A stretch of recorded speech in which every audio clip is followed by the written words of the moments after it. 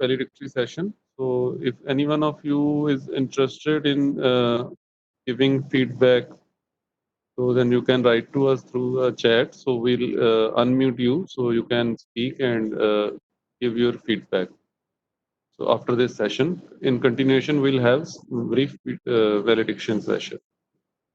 So now I request Kausar to take over the session. Right, sir. So, thank you, sir.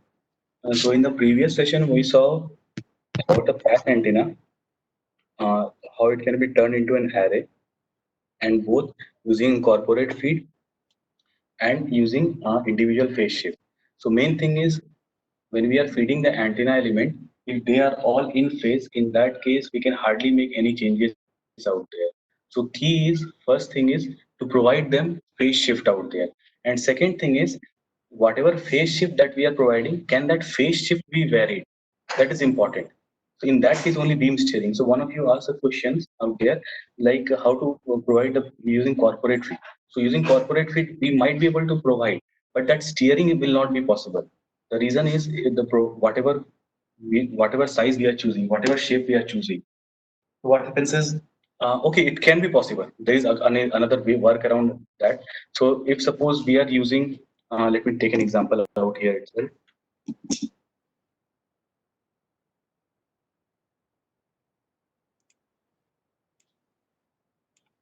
Okay, this was the example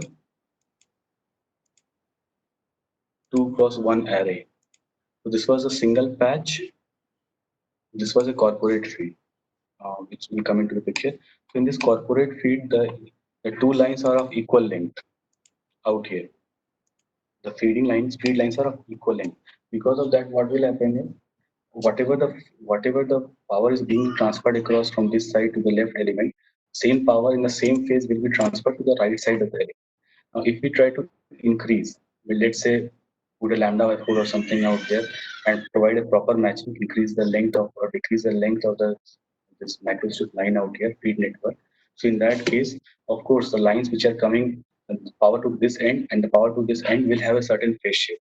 Let's suppose because of the length out here, because of the length out here, if this is having 10 out here, it will become 20 out here. 20, if it will become 30, that is fine. But the relative phase shift between the elements, that is going to remain the same. So if I'm making the length, suppose just for instance, uh, suppose this line instead of going straight was going something like this.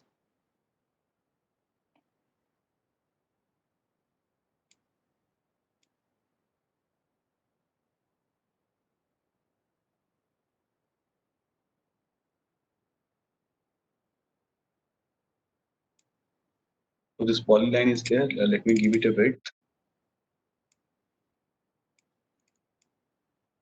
Let's say width is equal to 1 mm and type is rectangle. Okay. So suppose this was the line that was going, not the straight, but it was going something like this. So because of this increased length, so the phase shift will occur between the power reaching to this point and power reaching to this point. But this length is now fixed. So if the power is reading at V angle 0, and because of this, the power will be reaching at V angle 20 degrees or V angle 30 degrees. But now again, if we have to make again shift out here, we have to change the length out here. Again, change the length. So, but for steering, what we require is steering means changing the phase shift whenever we desire. The phase shift between the individual elements. Whenever we want to change the phase shift, we are going to change it. For that, switches or electronic components will be required. So for we can go for that electronic beam steering or something. Now coming to this is fine. Uh, Steering is out there. Now what happens is when we are trying to let me share it again. Whatever antenna or component that we are designing, so if those components have to be brought out into the market, so if for industrial purpose that has to be brought out into the market, so in that case we also need to perform different kinds of simulations out there. So the antenna will have to be tested for mechanical strength and all those things. But usually in the case of 5G, what is important for us to test is the power requirement. That is very important. And because of that power requirement, what is the amount of heat its heat profile also needs to be tested. So what we do in such a case, I'll give you just a brief overview of it. Because of the thermal buildup in the antennas, if the substrate is there, if I am supplying a power of, let's say, 1 watt or 2 watts to the copper trace out there, because of that, the antenna is going to radiate, but certain amount of temperature will rise in the copper. And if I increase the power supply to the antenna or to the filter, whatever is being designed, because of that, the heat will increase in the device. And because of increase in heat, the result which was we were getting earlier, so that those results will not no longer be obtained. So we have to safely conclude that this device is going to perform, let's say, at a power of 50 watts or 150 watts or at maximum 200 watts itself. Beyond that, we are not going to receive any signal or get any signal. So how to do that? So what we do in such a case, use HFSS in combination with IcePack. So IcePack is one of the tools that is present that we discussed on the first day itself. So IcePack is a tool present in ANSYS Electronics desktop. So it is a fluid solver. So what it does, it takes the values from HFSS, makes the calculation, and gives the results back to HFSS. So why that is important? So if I'm supplying power, first thing is drifting on the desired tune frequency. So if we are getting at X frequency, we will get at, let's say, Y frequency. First, T tuning will occur because of heat. Second thing is impedance match will also decrease. And third thing is loss of efficiency. And this is quite important when we are talking about array. Because in array, we have got multiple elements out there. And so that the power reaches to each element, suppose 1 watt. At the source, we are going to supply power, suppose 16 watts. So that 1 watt is reaching to all the 16 elements. So, but if it is a 256 element array, in that case, suppose we are going to supply 256 watts out there. So that 1 watt is reaching to each of the 256 elements. So in that case, it becomes quite important, the analysis of the heat profile of the given structure. So this is the example. This is, you can say, an array is placed out here on the tower. An array is placed, and the sun effects is also, sun is also, the solar radiation is falling onto this tower out there, and also its own temperature is rising up because of different because of the power supply. So how to analyze that? So these are the questions that we need to ask to ourselves. Can the dielectric material withstand the heat? How will the material property will change? How will it change, and how will it affect the resonance frequency? And can it withstand the solar loading? So what we do is we take the design out here to design it in HFSS. In HFSS, I'll show it now in the material library. We enable a thermal modifier. So once the thermal modifier has been enabled in HFSS, whatever the losses that are being calculated, so they will be calculated in terms of surface loss and volumetric loss. In the if it is a 3D structure, volumetric loss. If it is a 2D, suppose sheet of copper, so it will be surface loss.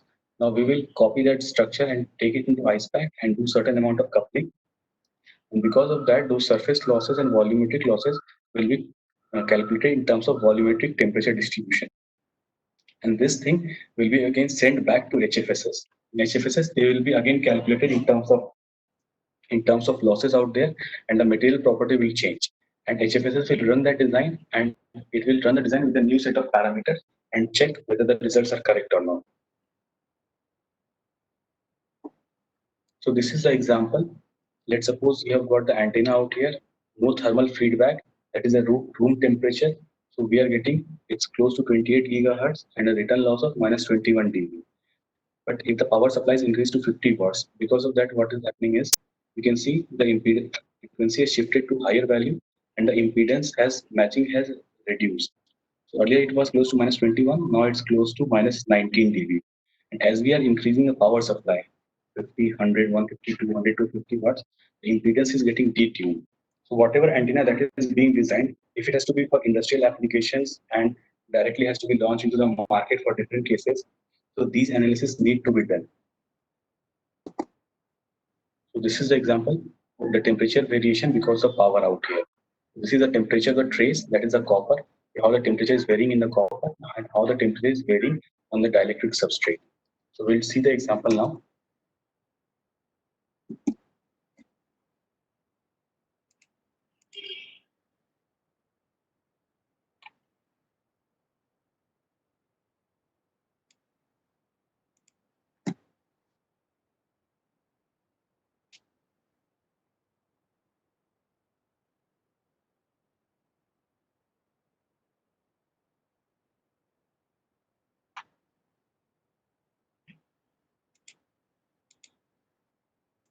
So this is the design HFSS.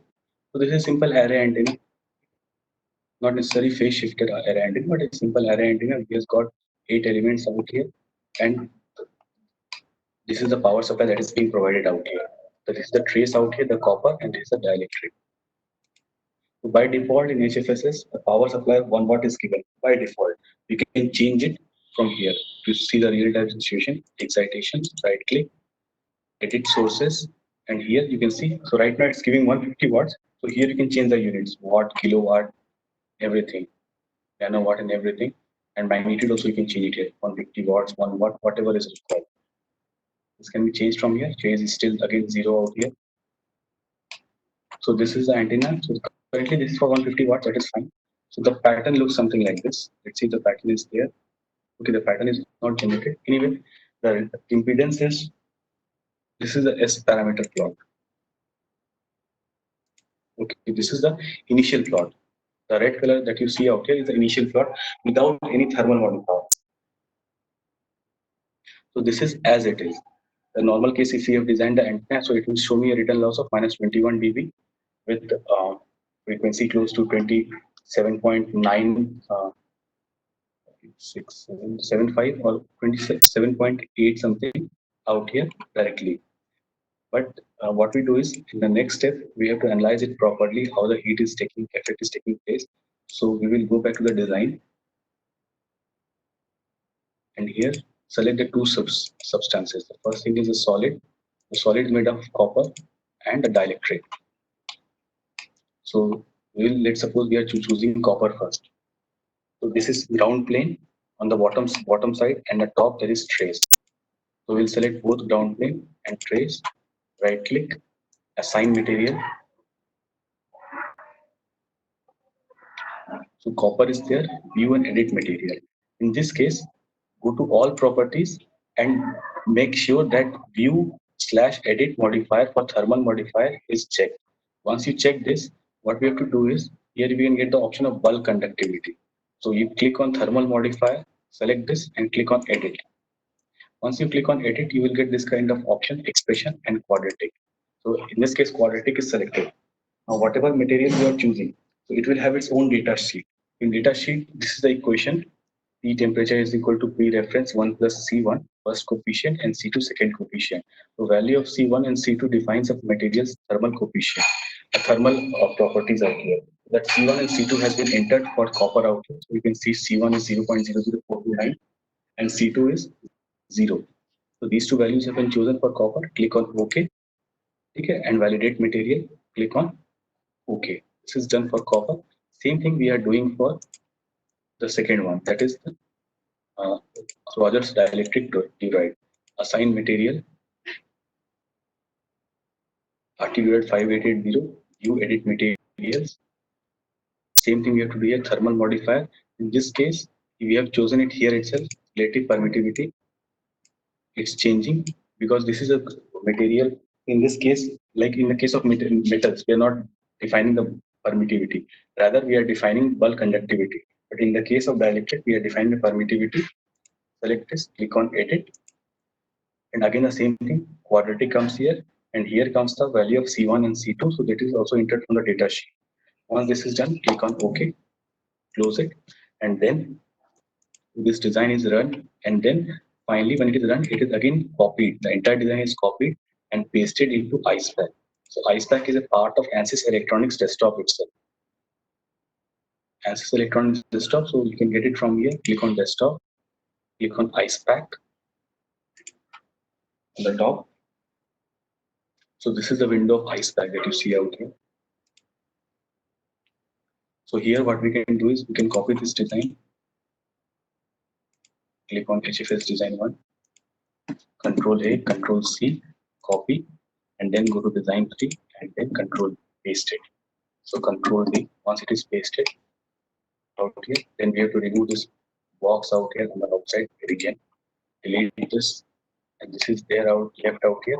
And after this, there are certain steps that have to be followed in the case of IcePack. So I suggest for that you can go through the PDFs, which PDF that is in the ANSYS Electronics desktop itself.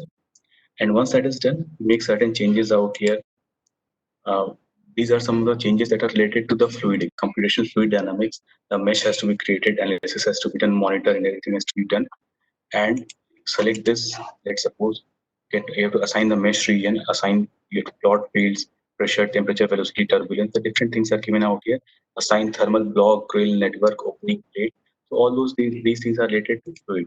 The main thing, once this is done, once the feedback has been provided, once we run the design, so this is what you can see it out here. So let me remove this for the moment.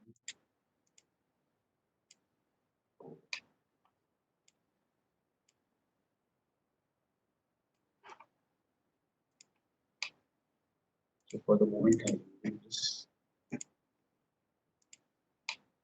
So this is the design. Once it is analyzed in IcePack, so we have to see that its temperature profile. So the temperature profile looks something like this.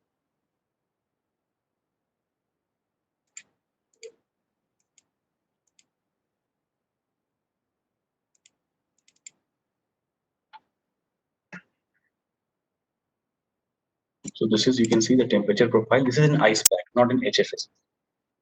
So that maximum temperature is going up to 327 degrees centigrade in the copper, and 312, 297, 282, and all those things. These are happening like this. So at the edges of this substrate, the temperature is close to 101 degrees centigrade, and this temperature is rising. So this temperature was given for 150 degrees centigrade, as we saw in the case of HFSS design. So if I'm supplying a power of antenna of 150 watts, so in 150 degrees centigrade, it's 150 watts. If power is being supplied and that is analyzed in IcePack, so this is the temperature variation across the entire structure.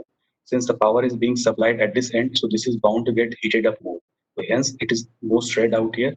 And as we move away from this source out here, the temperature tends to decrease, but still the temperature is close to 101 degrees centigrade for the entire structure.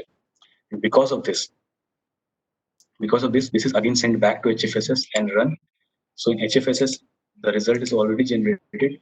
So if you check it out here with 150 watt, so you can see this was the initial result, and with 150 watt of power and with feedback, 150 watt of power with feedback, you can see the change in the return loss. The return loss has decreased from minus 22, minus 17.5, even less than that, minus 16, and the frequency is shifted from 27, close to 28 gigahertz to close to 28.75 gigahertz. This is first thing. Second thing is, this is regarding the power thing. Second thing, if we go out there again, there comes up the array antenna, whichever you are designing out here, will be placed in a certain enclosure.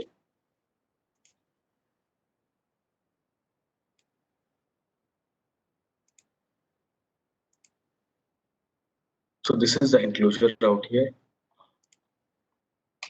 This is the enclosure.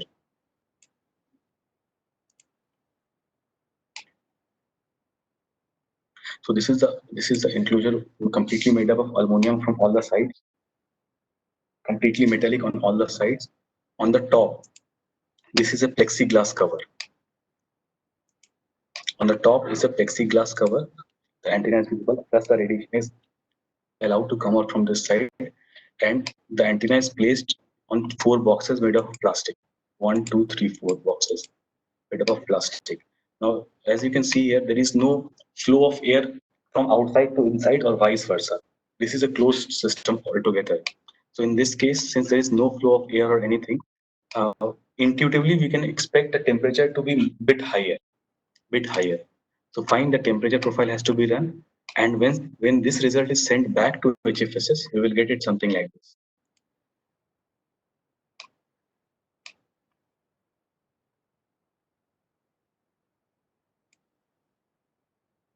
So this is with the help of cover. So on the top, if the cover is placed, and if the cover is placed and no air is flowing or anything, so again 150 watts of power is only being supplied, but now it's placed in an enclosure. So because of this, you can see the difference out here. The frequency is shifted even further, and the impedance has detuned.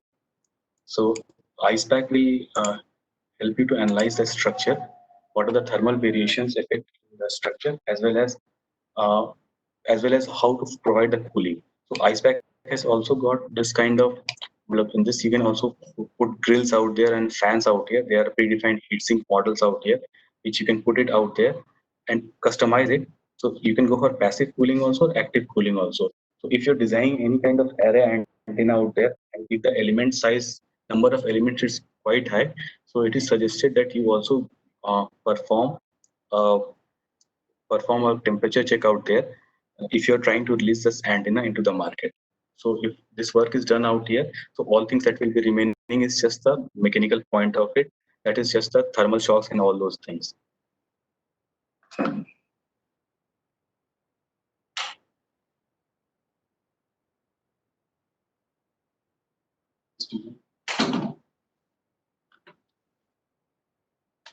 And okay, this is fine.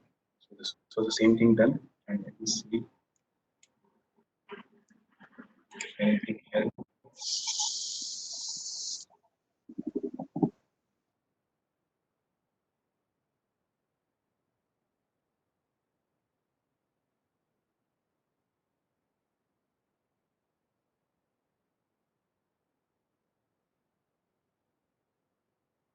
Fine, this is this. Okay, this. So this was on the case of beam forming and beam steering. In the current case, and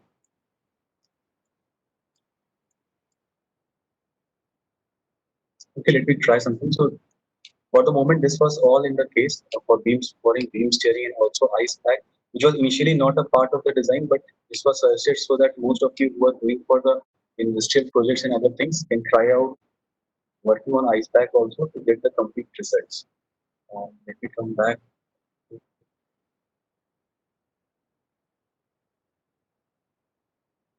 So this we have already seen out here. So anyway, this was from my side for the moment. Okay, for my moment. So if anyone wishes to go for any questions, he or she can go for it.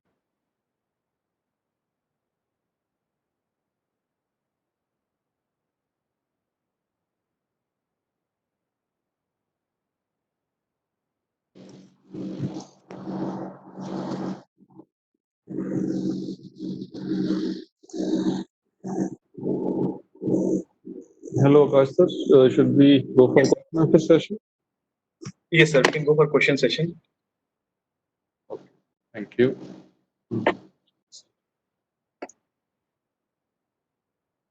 So, first question in this session which has been posted is,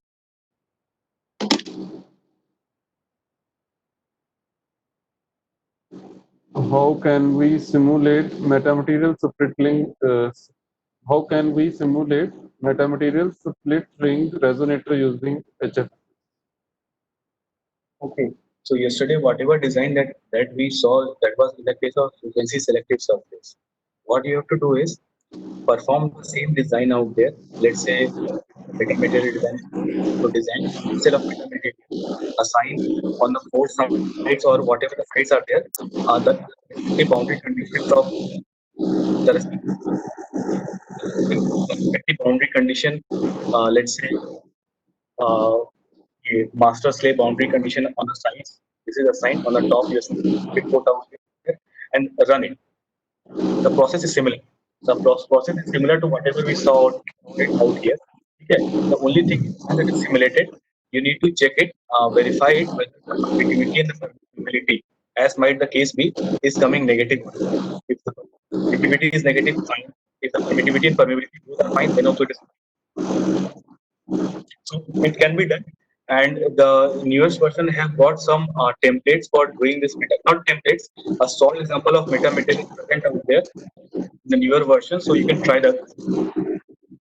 So I'll share that with sir. Okay.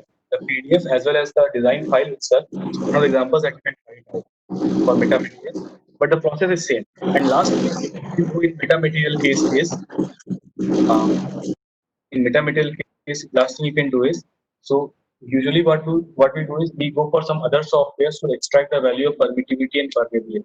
But HFSS has got the same capabilities of extracting any kind of parameter out there. Let's take an example. This is a patch antenna out here. This is a patch antenna. Now, in the case of patch antenna, suppose this is the metamaterial itself. On the two sides, I have defined this master slave. This side master slave on the top located port has been defined, and the results have run. Once those results have been obtained, the HFSS will not give you the value of permittivity or permeability. To do that, what we need to do is go to HFSS results, go to output variables out here. In output variables, let's suppose we know the value of permeability in terms of S11 and S21. Suppose it is low. So suppose I am putting here as permeability, PERM. And right now I'm writing a dummy expression. So let it be equal to S11. I'm going to click on this insert plus, let's say, 2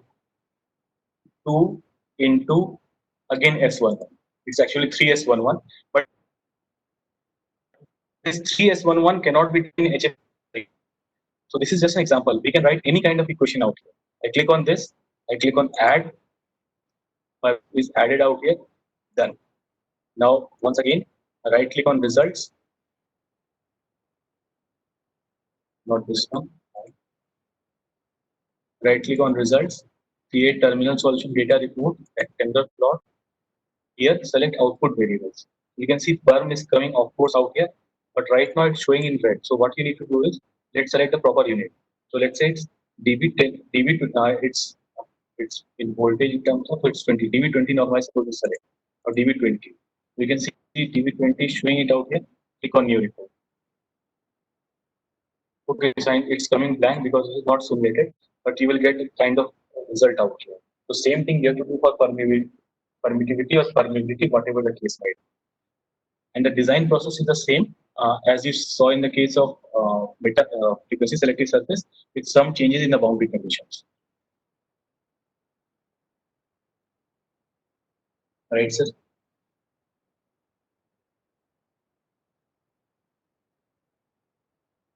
We can go for the next questions.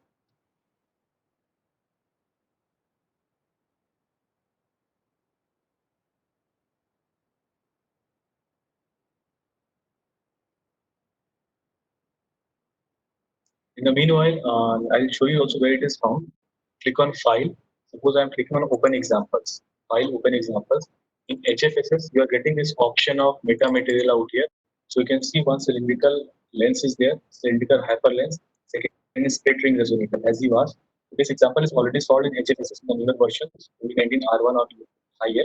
So you can check that out. It has also got a PDF. So explain you to assign the boundary conditions out here and create the unit cells out here.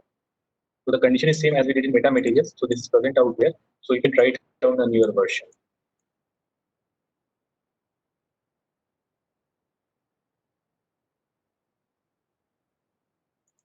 Okay. Any further questions?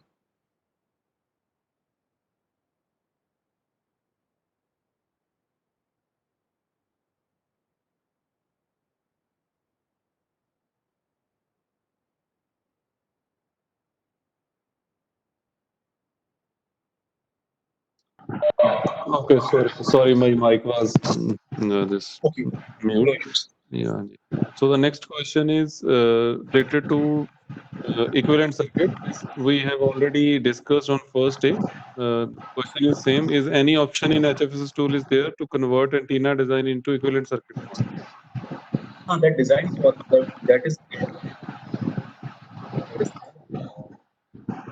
The option comes here. So this is the this is a design out here. Out. So what we do is we go to this solution data. Okay. Again, it's not created, so you can click on export, and this option will come here, equivalent circuit export. This can be exported out here. Again, as I said, giving this equivalent circuit in any paper, any journal out there for publication, the first question they will ask is, or usually they ask is, how do you come across this equivalent circuit? So best part is every individual component of that circuit has to be explained. What does this circuit represent? So important part is knowing the how an antenna works. Based on that itself, we have to find an understanding of uh, how it can be gathered in terms of equivalent circuit. What HFSS or VHS object is a set of RC parameters of the kind circuit out there. So those tags circuit, if we modify the values RC, RC, RLC out there, in that case, what will happen? The S parameter curve will be fitted. But understanding why that R represents what, that C represents what, or that L represents what, that is the important part. So how the software are going to do that.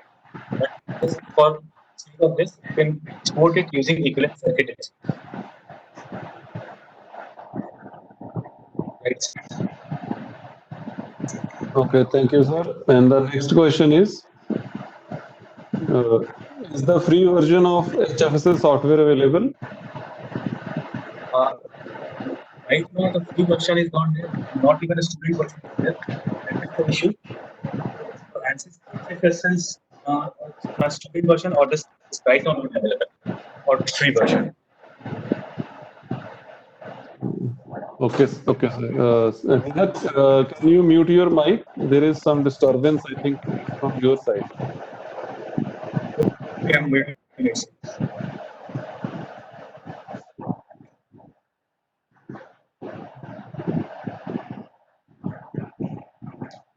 Hello, Neha. Can you mute your mic?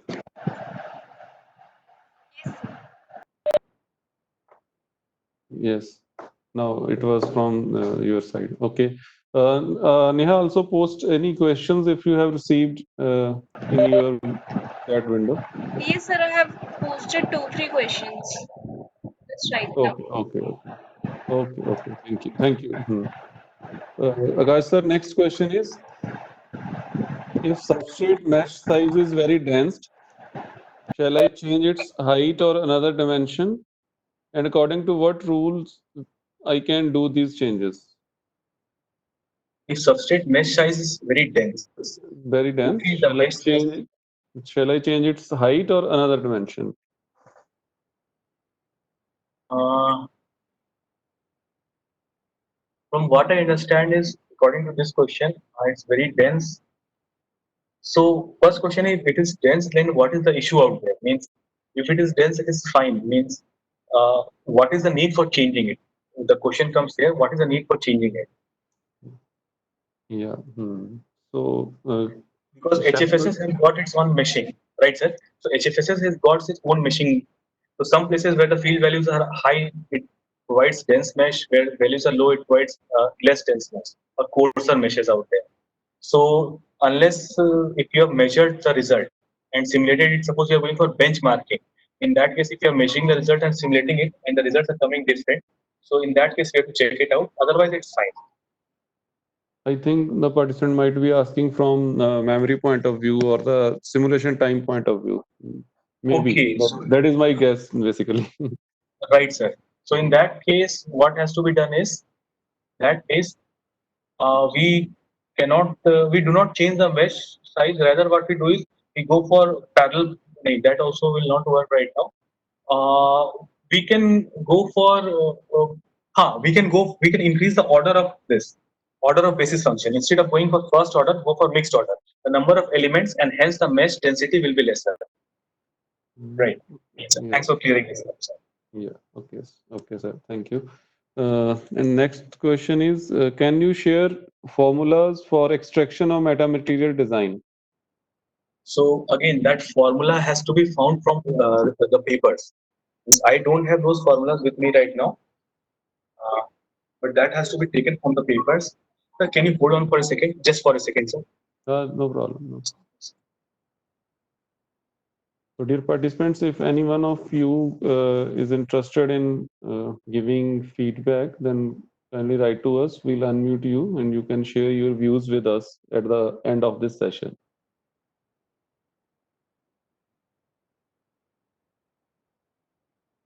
Sorry, sir. Right, sir. We can go for the next question.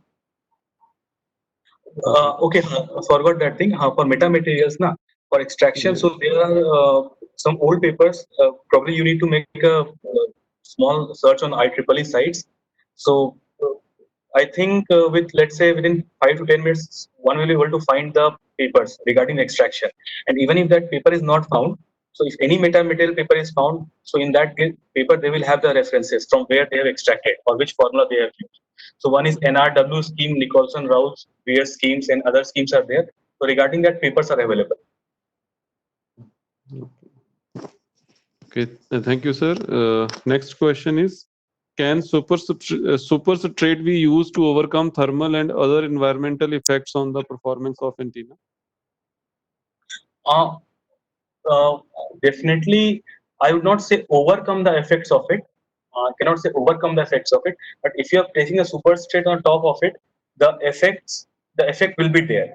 But now, since I have not worked in this field, what you need to do is take that structure, take it into ice pack, and analyze what kind of superstrate is providing what kind of variation.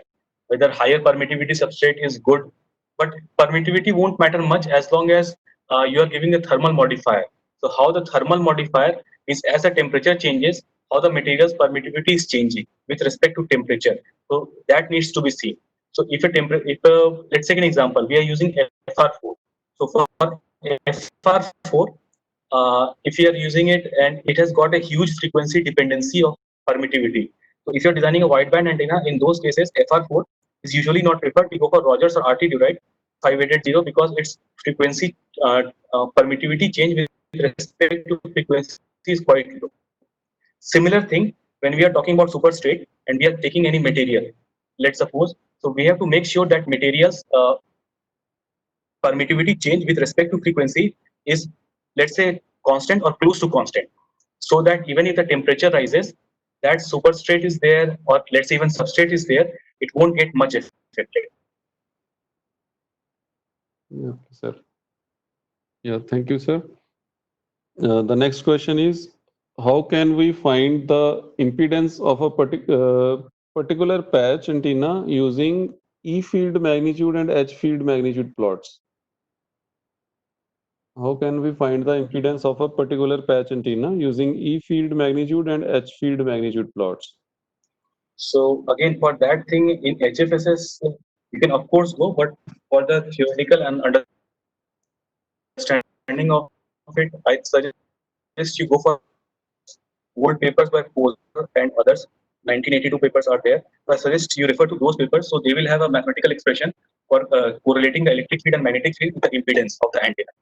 IEEE transactions, papers by Poser. Okay. Okay, thank you, sir. The next question is, why is the simulated radiation pattern of microstrip patch antenna not maximum at theta equal to 0? The reason is it will be maximum at theta equal to 0, provided the antenna is completely symmetrical. Now, since you're talking about theta equal to 0, I assume that you're talking about the feeding that we gave. So the feeding that we gave was inset fed. So because of inset fed, a small amount of disturbance is present in one half of the antenna. That is affecting and shifting the maximum radiation from theta equal to 0 to somewhat theta equal to plus or minus 5 degrees. But however, if you make the antenna completely symmetric, everything symmetric, and you go for a probe excitation or something, in that case, you're bound to get a result at theta equal to 0 itself. Okay, sir, thank you. And the next question is, can you talk about sequential feed networks and how to realize that? Uh, Sequential feed networks. So in that case, I cannot comment on it because I need to go through the papers or the thing that you're talking about. I cannot comment on it directly right now. Okay, sir. Next question is, uh, how to calculate ECC using HFSS? I think in previous session also you have demonstrated this. So can you again show? I think Right. some of the participants missed this. How to calculate ECC using HFSS? Right. I'm sharing it the screen once.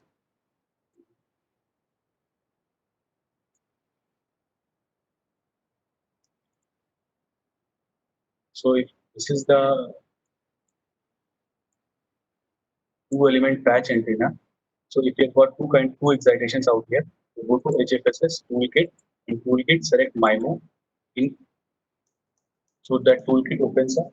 The toolkit is opened up. In this toolkit, you can find the option here of correlation coefficient. Correlation coefficient, and here the frequency is mentioned. So select the range of frequencies over which the correlation coefficient has to be found, and click on generate. Once you click on generate, two things will happen. First of all, a data table will be created out. that will give the frequency versus correlation coefficient. And second thing is HFSS will have got new parameters of ECC and directivity coefficient, directive gain in its memory. So to access those, what we will do again is right click on results, create field reports, rectangular plot, and here go for calculator expression. So here ECC and directive gain will be mentioned out here. Once I click on OK. But one thing, it takes some time to generate the results. So let's say it will take around, depending upon the number of frequency points. If suppose there are 15 or frequency point, it will take anything between, let's say, 1 to 2 minutes. So if you've got 100 points out there, it will take at least 10 to 15 minutes to generate. So, but once that is generated, you will get ECC directly in the data table also, as well as ECC versus and DG out here also directly. And you can select here and click on new report. So both of them will be plotted.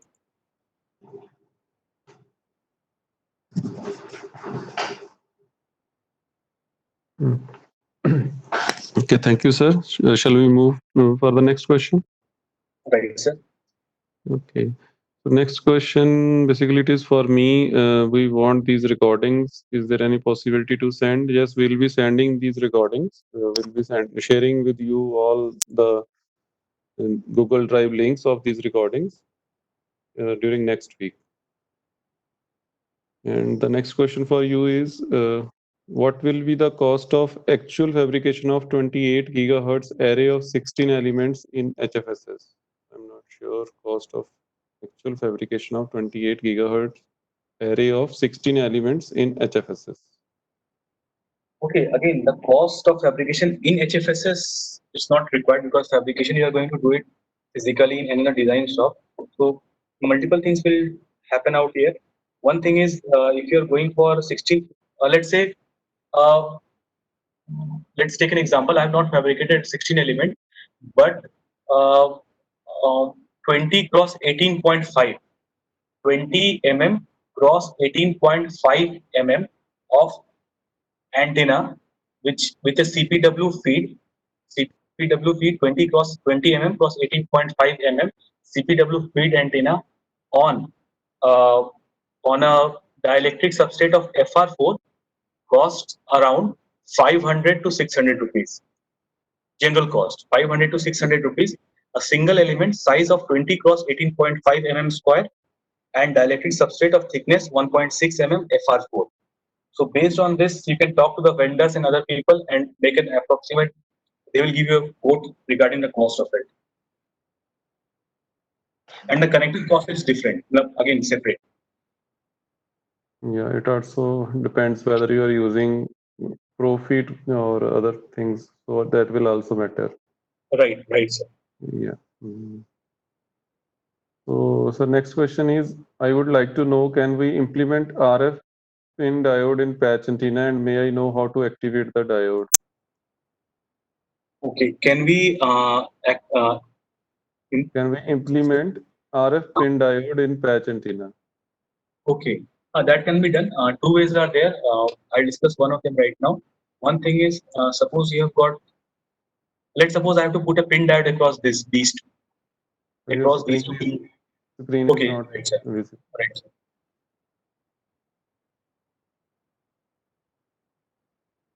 So suppose I have to put a pin diode across this arm out here.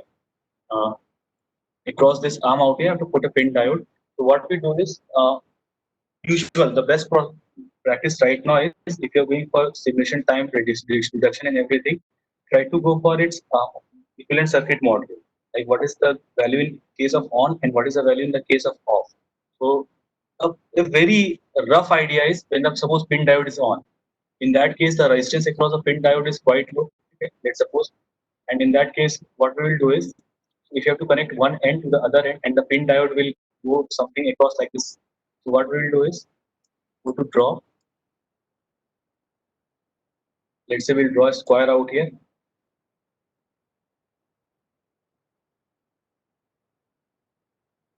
Fine. And once this is drawn, so suppose this is, let me orient it. Let me draw it again.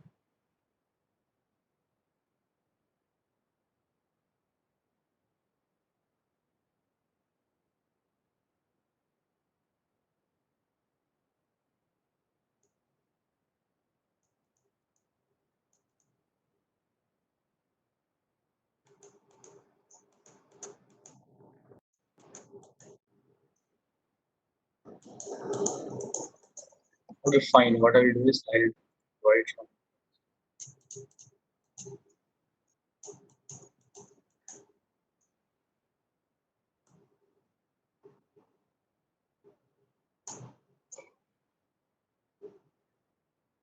just a minute.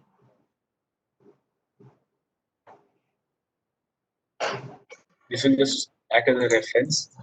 Now,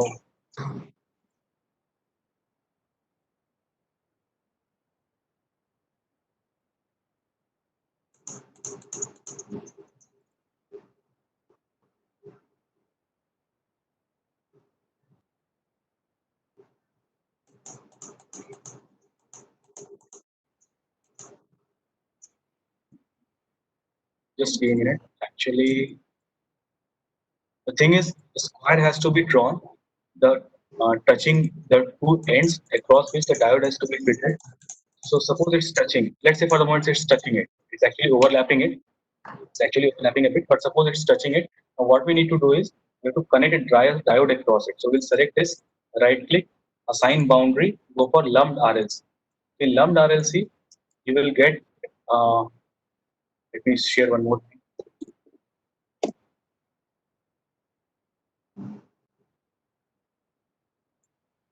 So lumped RLC means you will get this kind of structure.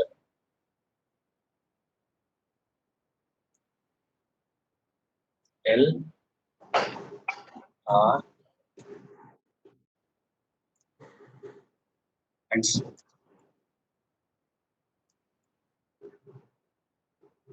The same thing is mentioned in HFSS, lumped RLC. So suppose for on case, what I'm going to do is the resistance is quite low. So I'll just switch on resistance and its value I'll put it as 0.01 and define a current line, new line. So it can be either from this end to this end or the vice versa. So suppose I'm going from this end to this end. Okay. So this is one case defined. Now what I will do is again select it. Okay. This is done. So this is supposed for on case.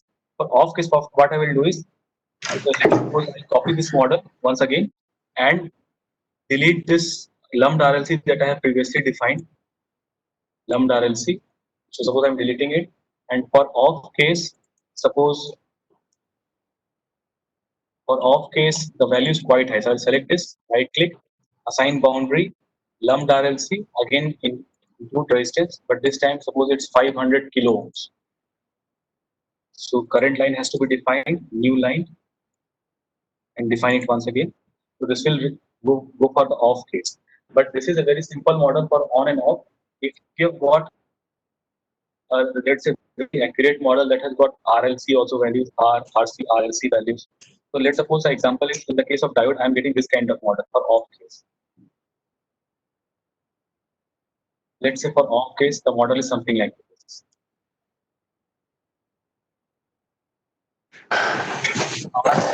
L in parallel. What we will do in such a case, we'll tick mark R, I'll tick mark L also out here, put the value suppose 0.9 nanohenries or something, and click on OK. So this way we can define, but so this is the way of defining the pin diode in on case or off case.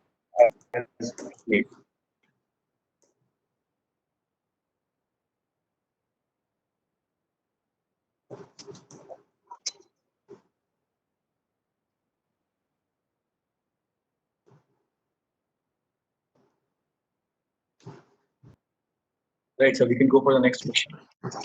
Okay, sir. Thank you. So next question is, if we have to write any mathematical expression in simple patch antenna, where can we do it? So we can do it here in HFSS, results, output variables. Here, whatever expression is required, you can put it out here. And we have got a set of values out here like S parameters, ESW, or whatever is required for that. So you can put the name out here. Suppose I'm putting A, POW, power. Suppose an expression I'm putting A. It's showing as red because A is not any expression. So I'll select suppose S11 and insert. So the moment I delete A, it will turn blue. Now, if I have to add it, it's just the same as other softwares where you write the expression in forms of fill line. Plus, still red. Suppose I add S21, insert. It again turns to blue. Click on add, and done. And it will come the same way out here in results. Terminal solution data report, rectangular plot, output variables. You can see power which I have included. It is coming here. Choose the proper units, so dB10, and you can plot it.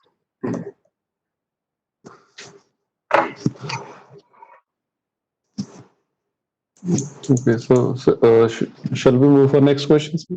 Right, sir. Right. Next question is,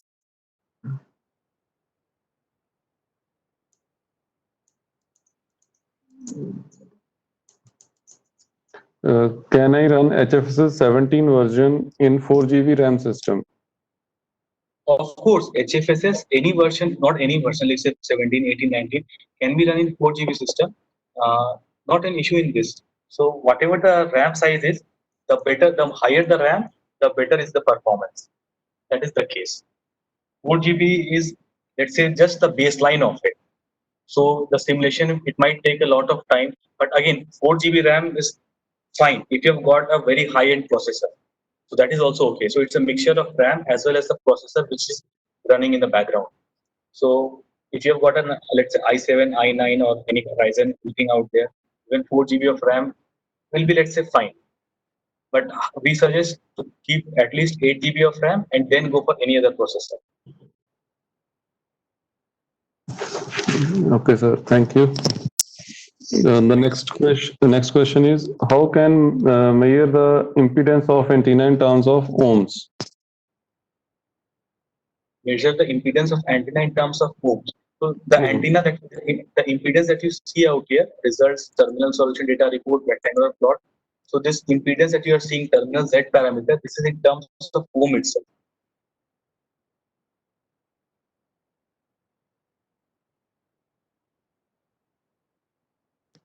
Okay, it's showing in dB. Just a minute. Just a minute.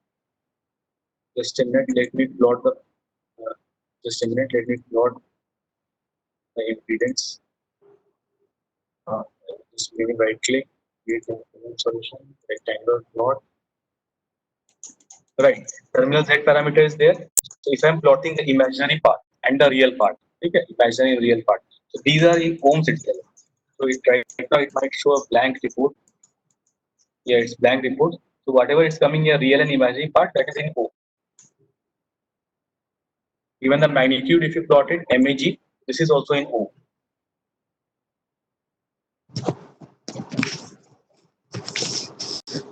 Okay, right, sir. Okay, thank you. The next question is, if possible, share HFSS design files. I'm not sure what design files, which last. So maybe the practice design files which you have, I think, demonstrated. Okay. Question So is, again, one thing is there, even if I share the design file, I'll share the materials with you. Okay, I'll share the materials with you regarding this. As the sir said, the recordings and everything. And right now, I've verified once like what kind of design files I'll share, because um, some of them right now I showed for 5G. So I showed an overview of it, like what is happening out here. Because for the dimensions and other things, like in the case of tower antenna and everything, so that is the tower antenna for that is classified, but for 5G and other things, I'll just check it once. Fine, sir. yeah. Okay, thank you, sir. The next question is, what kind of connectors are required for 40 gigahertz antenna fabrication? So for that, you need to check with the companies like Infineon and other companies are there. So on their site, it's clearly mentioned like I need a 40 gigahertz connector. So I'm not sure like what kind of SMA is going to work for that, but more details can be found out on their site itself. That question is quite right. And why I'm saying is quite right, because if you're working at ultra wideband frequencies, other things. So for if I'm buying a simple connector, usually for 1 gigahertz or 2 gigahertz, it will have a great loss. A coax connector will have a great loss at 40 gigahertz or 50 gigahertz. So in that case, the coax also might be used, but a totally different of a total different kind. So they usually the manufacturers usually specify it, what is its range of frequency and all the losses, insertion loss and other things on their site itself. Okay, so can you name the companies who can be checked? One is Infineon, Infenion. Okay, I'll just write it down here. Just a minute, so I'll write it down. Okay, okay, so that will be very useful, beneficial. Infineon, I'm not sure about the spelling, but it's something like this. Or NION. Just you can check it out here.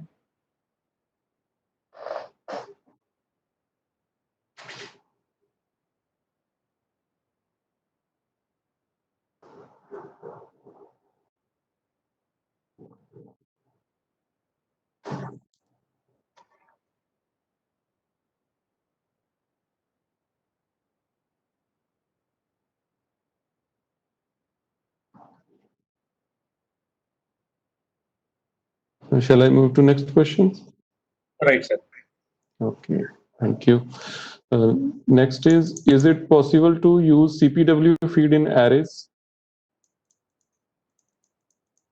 Uh,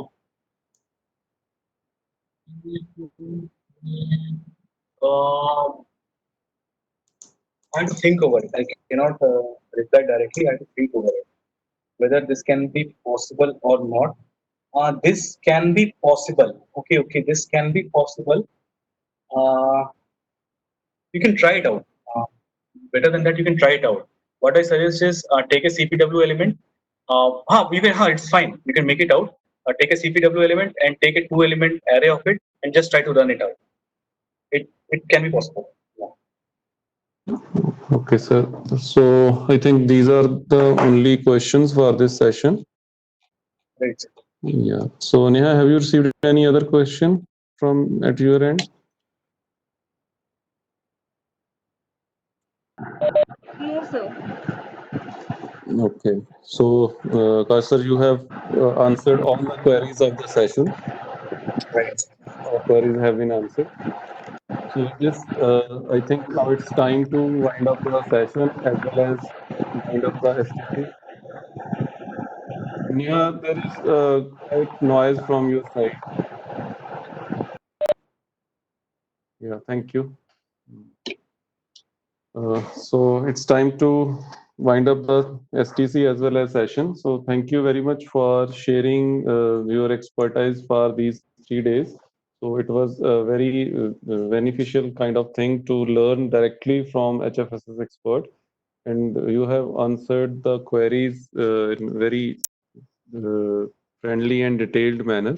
So I thank you very much for your time and efforts, and I'm sure that you will be ready. You will give your consent for next time when we as conduct STC. So you will be there for the presentations as well. Right. Yeah. Yes. So with it, thank you very much. And the participants, if some of the questions of previous sessions, if some of the questions have been missed, then you can mail Akash sir. So I think he will be happy to answer in his free time only.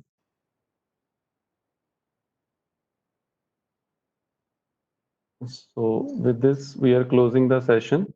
So before I close the session, I would like to listen from your side. If anyone is interested in providing feedback, then write in chat box. We'll be happy to listen from your side. Sir, Mr. Surendra Kumar Gupta, he has written he want to give the feedback. Okay, can Now you I'm unmute unmuting him? him. Yes, sir. Surendra Kumar Gupta, sir, you are unmuted. Hello. Thank you, madam. Thank you. Thank you, madam. Thank you. I'm Dr. Surendra Kumar Gupta from Delhi. And first of all, thank you very much, sir, for organizing this course. Right from first session, which was taken by Balvinder sir itself, and till now, all the sessions are very nice and informative, and especially useful for today's researchers, graduate students, postgraduate students. And the main thing, in a small span of time, means just 5 days, the things were started from basics. And I am surprised that today even 5G is also included. Although 5G is a big chapter to open now, but I am happy that things are covered. And every speaker is very much informative. And just to add, in future, me or other participant also may be seeking for like MIMO antenna for 5G technologies. This all I wish to say. Thank you very much to all. Thank you, sir.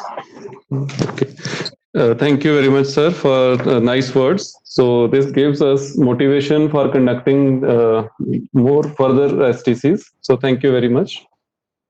Thank you, sir. And regarding MIMO, actually, we conducted one STC in June. So most of the participants was there in that STC also. So we intentionally tried to keep the topics different in these two STCs so that Fine, sir. Fine. so MIMO antenna was covered in that STC, but definitely the next antenna STC shall be conducted maybe with 1 month gap. So definitely we'll include the MIMO lecture in that also. So maybe especially, sir, for 5G, include 5G technologies. It Yeah. is very, you can say, upcoming nowadays. Definitely, sir. Definitely, we have included in the last STC and we'll include in future STC. Thank you, sir. So nice of you. Yeah, thank you. So if anyone else if want to provide their feedback or their views.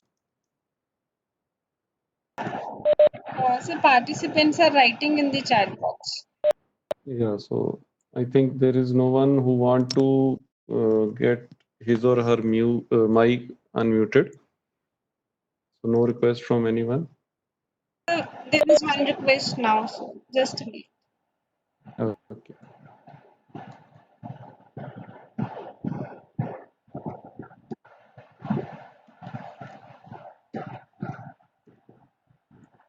Mr. Shashi Kumar D, sir, I have unmuted you. Thank you, madam. Am I audible? Yes, yes, yes. Yeah. Good afternoon, one and all. I'm Shashi Kumar from Christ University, Bangalore. This is actually the second short-term training course I'm attending from NITTR.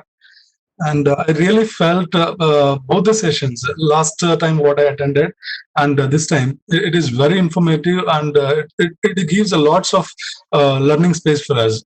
And the new things, most of the times we are having minimal knowledge on the software tools. We may be reading lots of content from whatever, either from the literature papers or it could be from textbooks or kind of things. But when it comes to hands-on, always a kind of difficulty we will have, and these kind of sessions definitely help. It's a blend of utilization of the tool as well as the knowledge transfer. It's really a good opportunity that I can say, and I thank Balvinder sir for arranging these kind of sessions. I thank all the speakers also for the session. Thank you, sir. Okay. Thank you very much, sir, for your feedback. Thank you, sir. Yeah. With this, I want to conclude the session. And before that, I want to inform you all that there will be a formal feedback form. So a feedback form will be shared with you all. So kindly fill that feedback form. That feedback form is compulsory for all, and that will be shared through Google Classroom. So I will be posting the link of the feedback form in your Google Classroom. So you have to fill that form within 1 day after the posting. So I will be posting it in the evening. So you have to fill that form by tomorrow. And regarding assignments, so there will be no